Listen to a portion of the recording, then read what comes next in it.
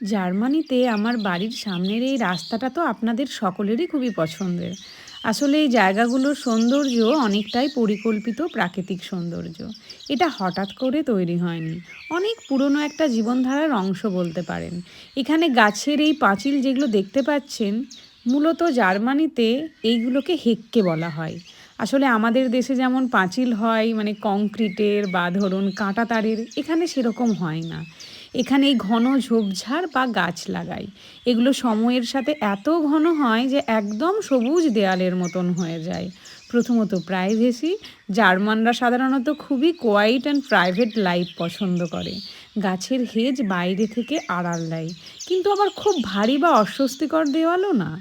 দ্বিতীয়, প্রকৃতি সংরক্ষণ। এই হেজে পাখি, ছোট প্রাণী, পোকামাকড় থাকে। একটা ছোট্ট ইকোসিস্টেম তৈরি হয়ে যায়। আর শুধু এগুলো ইকোসিস্টেম কাজ নয়, এগুলো কয়েকটা কাজও করে। শব্দ কমায়, বাতাস আটকায় আর প্রাইভেসিও দেয়। এই যে চিন্তা ভাবনাগুলো, এগুলো ভাবলেও ভালো লাগে, মন থেকে রেসপেক্ট আসে এনাদের জন্য। আমরা যখন দুজনে হাঁটি মনে হয় শহরের অনেক ভিড় থেকে অনেক দূরে চলে এসেছি। চারপাশে শুধু গাছ, শান্ত রাস্তা আর হালকা বাতাস। দুজনে মিলে হাঁটলেও জায়গাটা খুবই শান্ত আর নিরাপদ লাগে।